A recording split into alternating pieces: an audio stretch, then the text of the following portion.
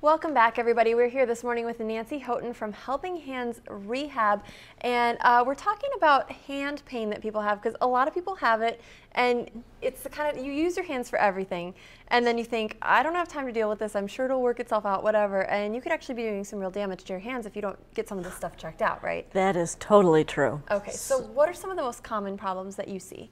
We see a lot of carpal tunnel, we see a lot of tennis elbow, shoulder pain, just general wrist pain even, or arthritis. That there's a lot of different things that can roll into one, and yeah, if you don't get it taken care of, you have a lot of more problems down the line, or it keeps traveling up. You don't use your hand right, you know, so you start using your elbow funky, or vice versa. You start at your shoulder and it's not working right, and so then you have more problems with your hand because you're not using everything. So that's why tennis elbow can affect your hand, because it's coming from here, and then you start using your hand differently to kind of compensate. Yes. Oh, that's interesting. Let's talk about carpal tunnel, because this is one I would imagine that's getting more common as people, you know, I'm always on my smartphone doing this and everyone else is too, or you're always on the keyboard. I mean, what are some of the mistakes that people make?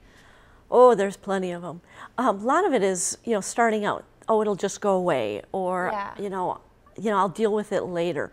And the longer it goes, the more problems you actually have, and the less success for conservative treatment therapy.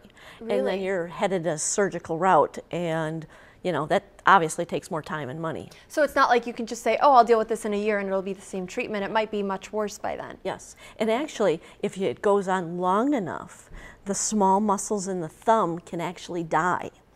And so you can't use your thumb the way it's supposed to, and then you're talking tendon transfers and, you know, major issues. So yeah, it is something that you need to address. Now, that's also for the people who have the constant numbness, tingling, that, you know, doesn't go away. They're the ones heading for the muscle damage.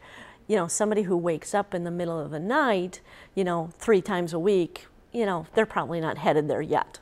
But okay, so you definitely want to at least be aware of it. At what point should we be saying, okay, my hand pain is bad enough, I really need to go in and get it checked out? It's always good to mention it when you see your doctor. I mean, just say, you know, I've been doing this, but, you know, it's not that bad. I don't have to deal with it. Just so that it's there, that they can kind of see how long it's been bothering you. Sure. But after that, if you're waking up a couple of times a night and your quality of sleep has really decreased, then that's going to affect your whole life. And that's when you really have to get it looked at.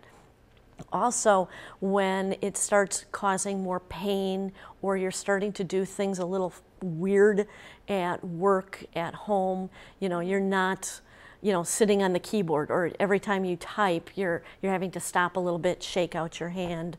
Okay, because I've seen people do that, you know, sitting there all day at work, and all of a sudden, just, you know, when people start doing this, that's already the first sign of it. Yes. Okay. How do computers affect arthritis? Because we hear a lot about carpal tunnel and a lot about arthritis. Are those two completely separate issues? Yeah, they are totally separate. Okay.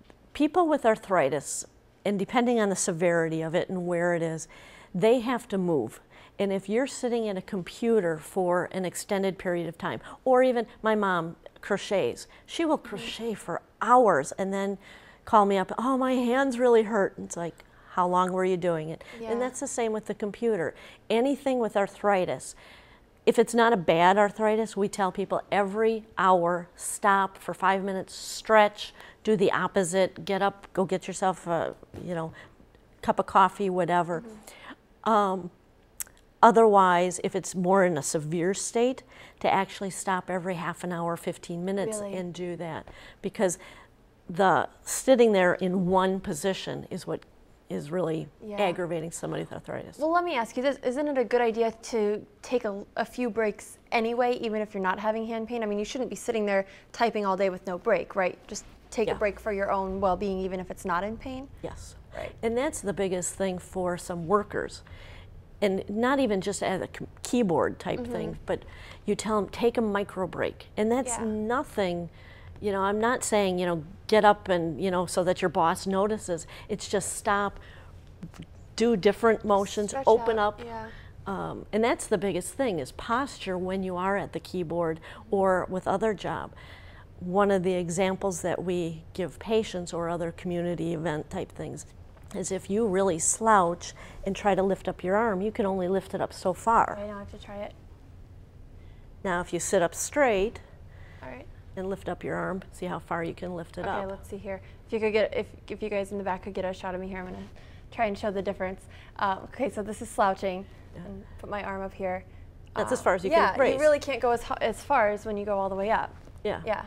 And so when you are in that bad position, you end up overworking down here to do more of the activity because you're not in a good position and your arm isn't. So this is where you don't want to be. And this is where a lot of us end up because you're tired and you've been working forever and you're you know, hunched over. Yes. And we're seeing actually a lot more carpal tunnel in younger people. Okay. Kind of before, you know, carpal tunnel would be in that 30 to 60 range. Yeah. We're actually seeing 19, 20, up to 25-year-olds getting it now. Wow. And you know, I think a lot of it has to do with, you know, sitting there texting or on the keyboard, or they have laptops now where they go take it on their bed or the recliner and they're not in that good position and posture. Yeah. And I had recently a 21-year-old young man came to me who had horrible posture. And I actually asked him, well, sit up straight. And he went like this. He couldn't do that. Wow. And so that's something that parents need to be aware of with their, you know, teenager as to what is their posture? How are they sitting? Because that just sets them up for carpal tunnel or shoulder problems down the line. My mom's voice is burned into my head. Whenever I find myself slouching, I hear my mom in my head say, sit up straight, sit up straight. She was constantly telling us, but my mom hopefully, was too. You know, it drills into your head. I don't think parents do that so much anymore these days that they... I don't know. Well, it's hard when you yourself have bad posture. You maybe not think of it for your child, so maybe fix your own and also remind your child. You brought a few things with you, and some of these are tools that you would use in your office to work with some of these problems. Yes. So let's start with the one that looks like the most fun. Actually, they both look like the most fun. This looks like some sort of stamping bicycle machine. I don't know.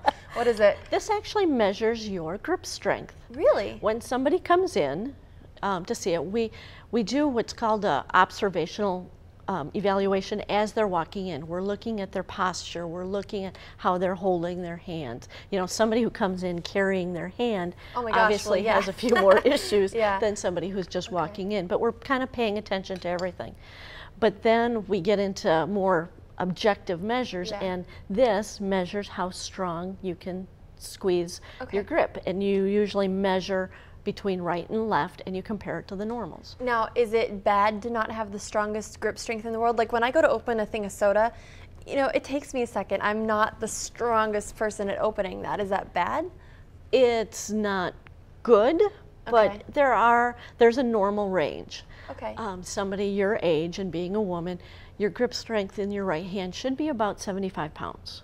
Okay. Left should be about 65. Should we see what you are? So yes, I would love to measure. Okay, so I just squeeze this as tight as I can. Yep. Which camera? If you guys want to get a close up here on camera 3, I'll wait till she might not want it though. So I want to see how. Okay, let's see. You have to bring elbow bent. Yep. Okay, just sorry. squeeze it as hard as I can. Yep. Nothing's happening. You're not supposed to feel it.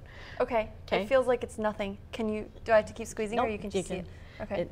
Your average is 52 pounds, or your. Oh wait, hold on.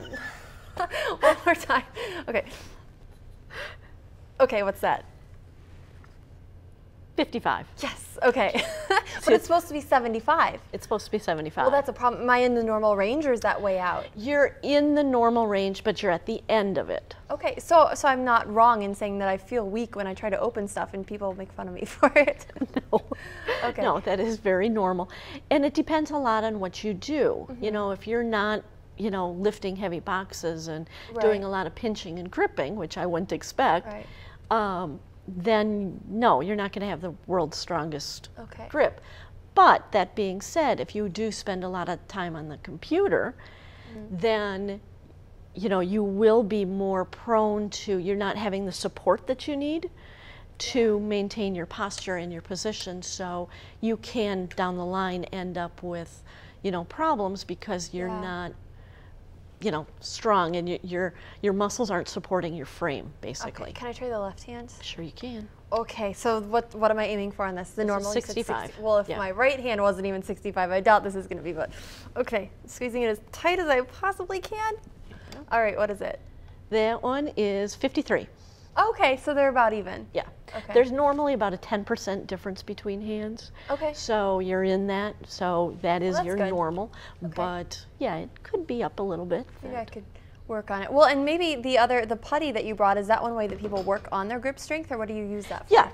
Yeah, basically, there's a whole variety of things that you can do with it. And this is a small, last time That's small? I brought the, yeah, that's only a 1 Yeah, pound you were with little us thing. about a month ago on the morning news, and I remember you brought this giant thing of putty. Yeah, And that's 5 pounds. This is only Okay. 1. Oh, this is 1 pound. Yeah.